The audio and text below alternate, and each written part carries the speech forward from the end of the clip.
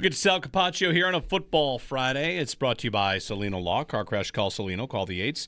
And by Crosby's Pizza and Subs. Crosby's Hometown Fuel. Game day ready since 1922. We got some callers on hold we'll get to.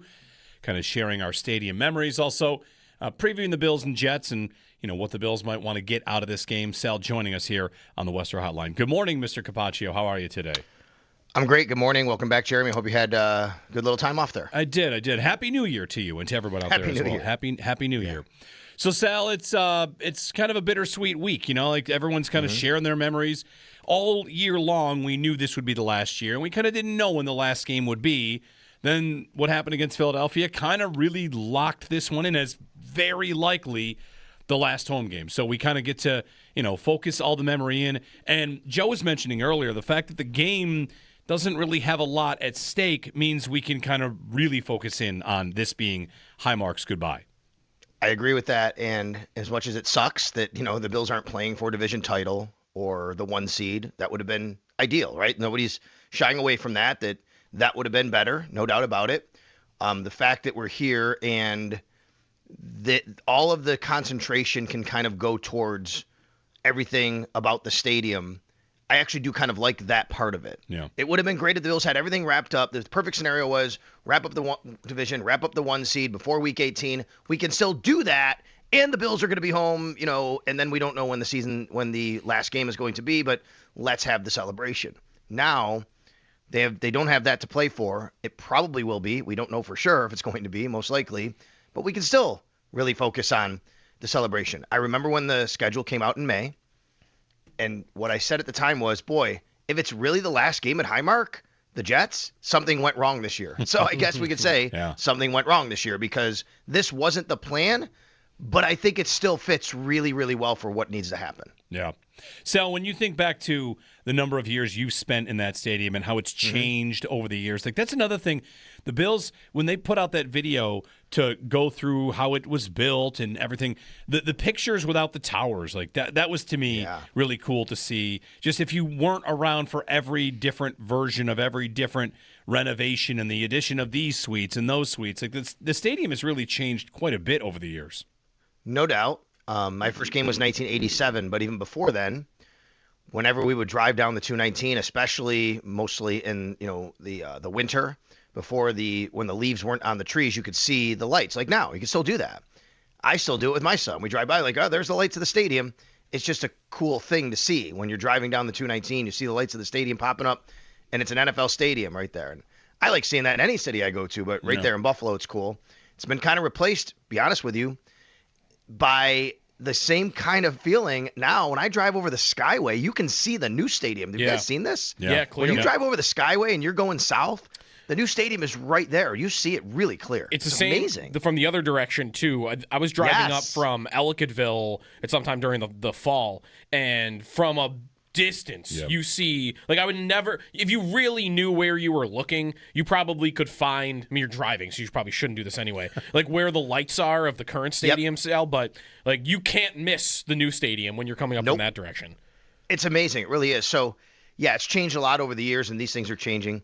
I did the math, and I'm pretty sure now there's been a game here, a game there where it was moved because of the home game was moved, right, to Detroit a couple times, but I think I've been inside this stadium counting preseason and playoffs about 140 straight games. Yeah.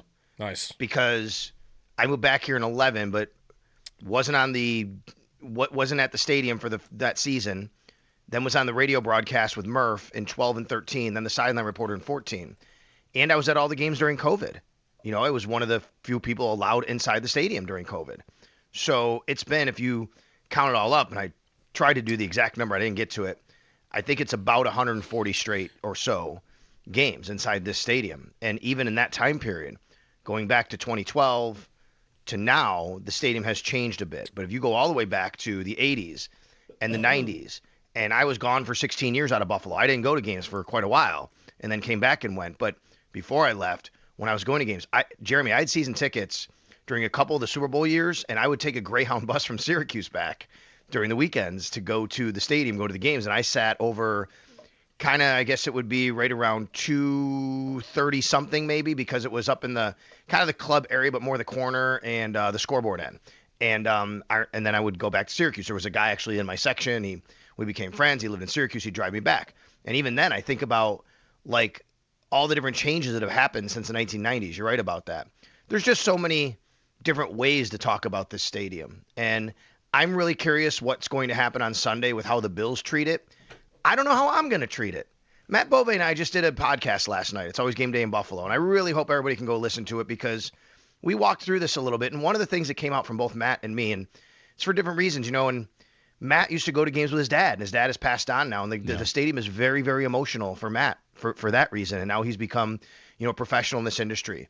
And I would go to games in the stadium when I was a kid and rooting for the team. And now I'm in the position I'm in. And I don't know what it's going to be like for me. I'm going to be an emotional wreck at some point during Sunday. I don't know when that is. Yeah. Is it going to be before the game or during the game or after the game?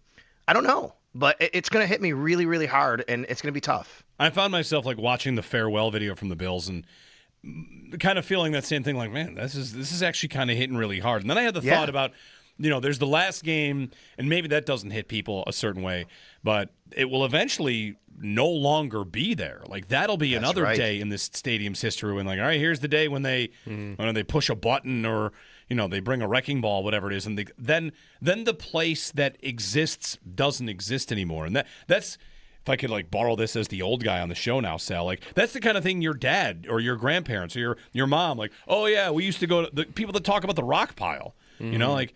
I don't know. Or the Odd. Sure, like, right. Yeah, like maybe, the Odd. Like, let me ask Joe, did you ever go to the Odd? No, maybe when I was like if I did, too young to remember. Yeah. Right. Jeremy, so like this is how you and I know we're like we're the older guys, right? Like of this thing where when you and I were younger, how many people would tell us about the rock pile or and now we're the people sharing these stories about these places. I never went to the rock pile. I will tell you though, it's not far from my house or your house, Jeremy. Like we both live in the city.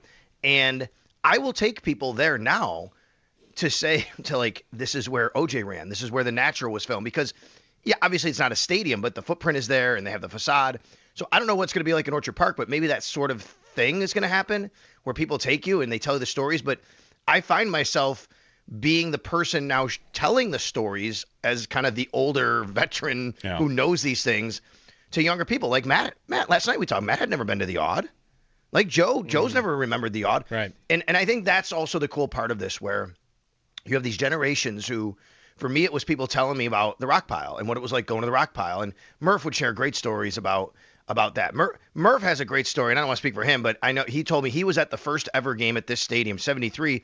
Him and John Beeline were literally walking in together as the opening kickoff was coming back for a touchdown against the Bills in preseason. Like they were walking into the game as that happened, right? And we've talked about this, and I would get stories from people who've been there, and you guys are going to have Whip on, right? I mean, he'll share great stories, and now we're the people sharing these stories, and I think that's kind of a cool part for me too. And Sal, you're someone that's on the sideline. I'm going to bring this point up. I mentioned it earlier to Joe because, like, while we are saying goodbye to a stadium, we're all going to still go to the same general place. Like, it's across the street. Like, it's not like we're switching all those routines. But I've had another thought here, and this is, your tailgate spot might not change out there, right? I mean, let's be honest. That's right. Where the campers parked, it might just stay where it is. But I have had this thought, and I'm really thankful for this. And I know that not everyone agrees on this, but I am really glad that we're not saying goodbye to the outdoors on Sunday. I'm really, really thankful. If they had gone to a dome, I'm sure we would love it. It would have been amazing. But it would hit me differently if we had to say goodbye to outdoor football, like a number of these other markets are going to do. We're still going to be outside, and to me, like, it's important to me. I don't know if I ever thought I would get to that, but it really is important to me that we stayed outside. Cleveland's getting a dome. Kansas City's getting a dome now, and there's still a very good debate about it. There's definitely people listening who think you're nuts right now, Jeremy, and say, are you kidding me? Should have had a dome or whatever. And I get all the debates about that, but I do think it's a bit unique. It's us, right? It's unique to Buffalo, what we love about football, and whether you wanted a dome or not wanted a dome because of whatever reasons. I know that, like, when the schedule comes out and it's like, oh, December, I'm going to Detroit or LA. Great. I get dome weather on the field. That's great. But I also will tell you the experiences that I've had because of the weather inside this stadium or other stadiums around the league, but especially this weather late in the season, are unmatched and can never be matched because of that. we shared some of those stories last night, and like one of them that comes to mind is one of my favorite stories about this stadium and me. And personally, I'm on the sidelines. It's the snow game against the Dolphins in the snow on a Saturday night. Bill's wearing the red uniforms, and Bill Vinovich wants to tell the crowd to stop throwing snowballs. He sees I have a microphone on my hip, and he literally walks up to me during a TV timeout, and the referee of the game says, "Could you please announce to the crowd to stop throwing snowballs or there's going to be a penalty?"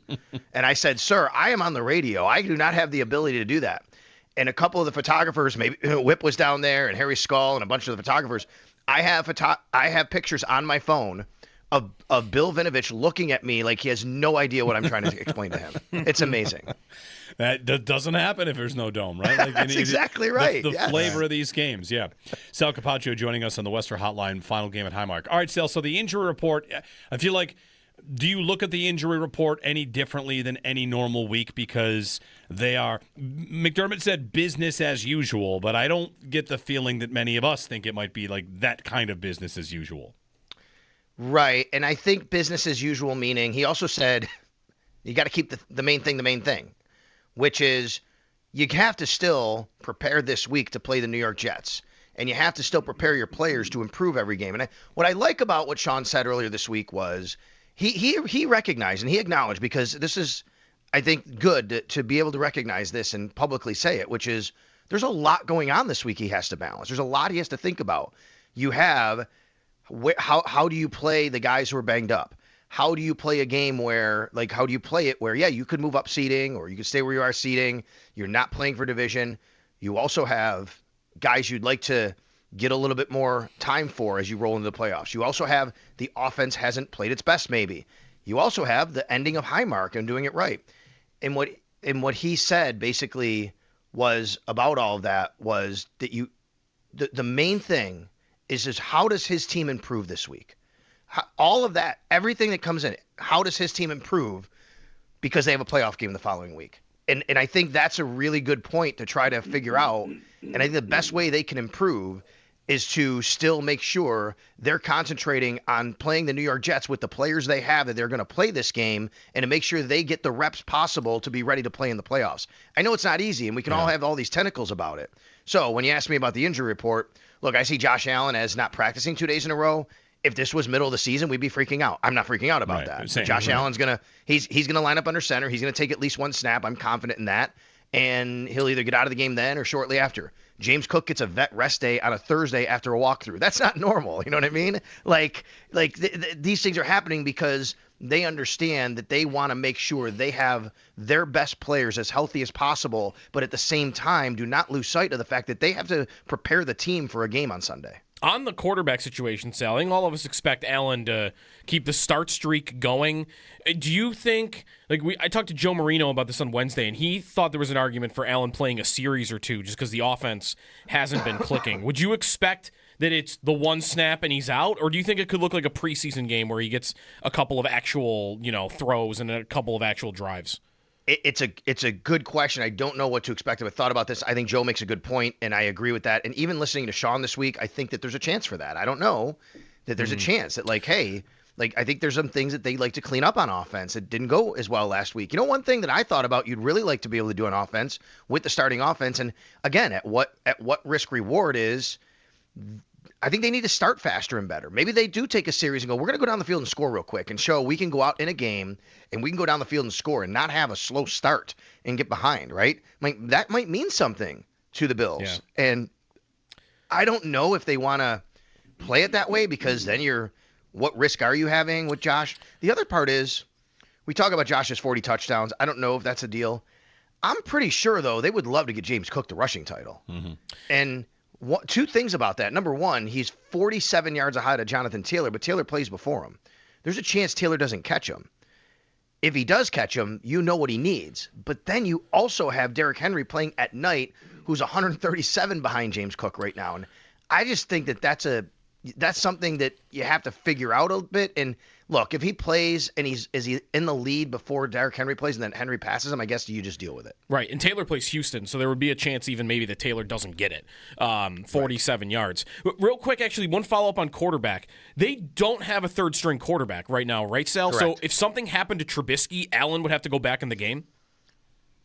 As of right now, that's correct, yes. Would you expect they add some? Like, wouldn't they want someone for the playoffs anyway, eventually? Or do you think two quarterbacks for the playoffs wouldn't be out of the ordinary? Well, the only place you'd put him is on the practice squad anyway. Right. If you do that this week, Joe, and you elevate a quarterback, that's one less guy you can elevate another position you're going to need guys for. That's the tricky part about this, right? So let's just say they sign a quarterback now to the practice squad today with the intention of elevating him to be the backup on Sunday. You only get 2 elevations. You have a lot of guys that are banged up. You're going to need those elevations for guys. So I think it's going to be tough. And it's late in the week. It's Friday. They haven't signed anybody yet. I can't imagine they're signing another quarterback right now. There's no practice. Today's like the late walkthrough practice. So no, I don't think they're going to add anybody this week just based on circumstance of how they handled this. For the playoffs, yeah, I think, and yeah, so that means that if Josh leaves the game and Trubisky plays, if something were to happen to Mitch, you have to put Josh in. And then he just hands off, basically, I guess, right? Yeah. I mean, I guess you could run Wildcat with however you want to do it and put a running back in. But, yeah, Josh would basically come in and just hand off and, put him at minimal risk. Now, for the playoffs, yeah, I would think you'd want a scout team quarterback. That's what the practice squad quarterback is. He basically runs a scout team. I would say, though, depending on what team you're playing, there are always guys on the roster who could kind of mimic the quarterback on the other team in a scout team situation. You know what I mean? You don't have to necessarily have one. You'd like to have one, but you don't have to have one. Sal, question for you about like preparation. You're talking about how they want to get up to a fast start. They've said before when they had a short week, I'm thinking back years ago, that when they had a short week before, they could prepare for the opponent on a short week in like a previous bye week. This might have been Dallas and Thanksgiving. Like they started doing some work on Dallas a month before when they had time. Could they spend time this week working on the Jaguars? Like they've got 2 games worth of Patriot stuff. So it's likely going to be the Patriots or the Jaguars in the playoffs. I feel like you'd have your advanced scouting staff working overtime this week on Jacksonville. And even if you don't use it this week, like that's a team in the playoffs. So like that would be time well spent in my opinion. All right, so I'm going to put Joe Cali to work here if he gets a chance. Joe, dig back into last week at some point. I asked Sean McDermott this question, okay. Jeremy. Maybe you guys can play the sound because I'll tell you what he basically said, and then maybe Joe can play the sound for you because you're right. It's a great question. I asked Sean, basically what I asked Sean was, hey, you know the Patriots already. You haven't played the Jags. You did play the Ravens. You haven't played the Broncos. Like how do you start thinking about those teams down the road that you might play, or do you just keep it now waiting and play the waiting game until you do know? His response was the advanced scout team, his analytics team, his football operations team, they are already doing work on all those teams. Okay. So when you ask me the question, I think what you mean is in practice. I do not think they're practicing for them. No. No. I think, but behind the scenes, yes. Behind the scenes, there's a lot of work being done on these teams because even Sean recognized it is a bit unique because there are so many possibilities, but we have to be ready for those possibilities as soon as they come up. Right. Because the way that it plays out in terms of the timing, the Patriots, what they do likely decides where the Bills end up going, and they play at the same time. So you kind of can't really – I don't know if you're trying to line anybody up. I don't think the Bills would really do that, but I'd want to do a lot of work on Jacksonville this week. Mean, it's so – I think you sit here and go, okay, the Chargers are going to lose, right? You think the Chargers are going to lose to the – Yeah, they're playing their backup quarterback against the team that can lock up the 1 seed. Like they should probably lose. But that game is opposite the Bills. The basic way, in case maybe you guys have talked about this morning, it's real easy for everybody out there, just so everybody understands. If the Bills lose, they're the 7th seed. If they lose Sunday, they're the 7th seed. They're going to the 2. If the Bills win and one of Chargers or Texans lose, the Bills are the 6. If the Bills win and they both lose, the Bills are the 5. So all of it is on the table. And you could easily get to they're going to be the 6 because the Chargers will lose, the Bills are going to win. They can win with Mitch Trubisky and they want to win the game and all that. They can do that. So now you're the 6. You're going to the 3. I'm telling you, though, I still think there's a chance it could be the 5 in this scenario. The Jags need to win the division. We know that. The Texans need the Jags to lose and win the division. They're playing at the same time before the Bills. if Jacksonville is actually like beating Tennessee by quite a bit, wouldn't you see a scenario where Houston goes, that's it, get C.J. Stroud out, get Nico Collins out, get Will Anderson out, and then all of a sudden the Texans also lose, right? Yeah, if I were them, and they play at the same time. Yeah, on Sunday? They're going to be scoreboard watching. We talked about this last week. Like if the Bills had beat the Eagles and they and the Patriots are playing at the same time, wouldn't you do the same with the Bills? Like because I think if I'm the Texans and I look up at the scoreboard in the second quarter and Jacksonville's up 20-0, I'm benching everybody. Right now, I don't think that I would be doing that if I'm Houston. If I'm Houston, no. If I'm Houston, I'm playing for the 5. The 5. Right. I mean, they play. I see what you're saying. They got to beat Indy. I'm playing for the 5 because of all the wild card teams, they would be the one that would host. If you think the Bills are good and live, like I got to stay ahead of the Bills in case I'm going to play them at home. Yeah, that's true. Okay. Yeah. No, that's a great point. It's a great point. But it again goes back to a coach has to make a decision on that versus rest, right? And you keep a guy in late in the game. There was a game a few years ago where the coach kept somebody late in the game and he got hurt. And like, what are you guys doing? Why did you have him in the game? Like, you didn't need to do that. I can't remember what it was, but took a lot of heat for it. So you're right about that, Jeremy. And look, if the Bills do win and the other two teams lose, I do think it's possible the Bills could play another game in this stadium. I mean, it is not out of the realm in this year that the Texans or Chargers go on the road and win, or both of them suddenly. And let's just say in any scenario, I don't care which way they line up, 5, 6, 7. You got Bills, you got Chargers, you got Texans. Whichever way they fall, 5, 6, 7.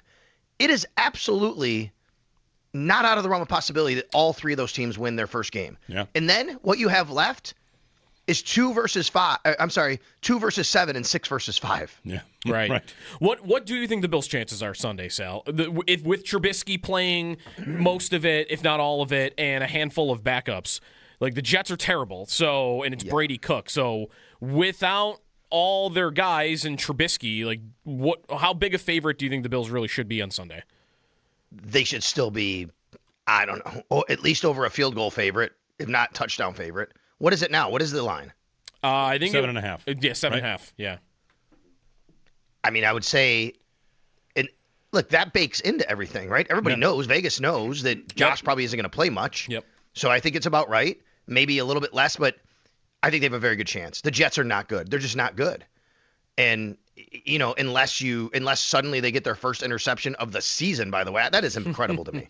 A team goes a whole year without an interception. I really hope that the Bills don't throw one on Sunday, because that would be incredible. Me too. If the Jets do that for a whole Especially year. if it's fluky, right? Yeah. Ball batted up in the air and a guy comes down with it. You're like, oh my God, I can't believe that happened. Yep. The Jets are just not good. They have no weapons right now except for Breece Hall, I guess, Brady Cook. So, Joe, I think their chances of winning are really good. The Jets are coming here, and then I thought the Jets last week would put up a fight against the Patriots. I really did, and I was so wrong. I mean, and I'm following New York media who are like, oh my God, they just laid down. They had nothing. They gave no fight whatsoever. It wasn't just the Patriots being good, which they were. The Jets just gave no fight. So now in this scenario, I'm like, okay, they're going to come to Orchard Park in this environment with the cold, and they're going to want to just get the heck out of here, I think. And I think the chances are very high for the Bills to win this game, and they're going to want to win the game. Yeah. You want to give a proper send off to this stadium. And if the Bills do win, if they do get to the 5, we're all going to be watching that Sunday night game like, oh my God, let it please be the Steelers, right? I mean, I think that's the conventional wisdom from Bills fans, at least. Yes. Sal Capaccio on the Western Hotline. Thank you, Sal. You got it, guys. Game plan today for Extra Point Show? Oh, yeah. Sean McDermott will join me today in his normal time, which is about 11:15. So we'll have Sean McDermott, and we'll just keep the train rolling with everybody calling up and giving some Highmark Stadium memories. I'd like to hear from fans today during the Northtown Automotive Extra Point Show. All right, very good. Sal's coming up at 10 o'clock. Thanks, Sal. You got it. Chris Brown, when we return, we'll just get to your calls. We'll keep doing that. We've got Bill Whipper, Chief Bills and Sabres photographer, joining us at 9 o'clock. He's been taking pictures inside Highmark Stadium for decades and decades, and thought we'd get his thoughts, his views through his lens, how that stadium, how the fan base, how the team has come through Highmark.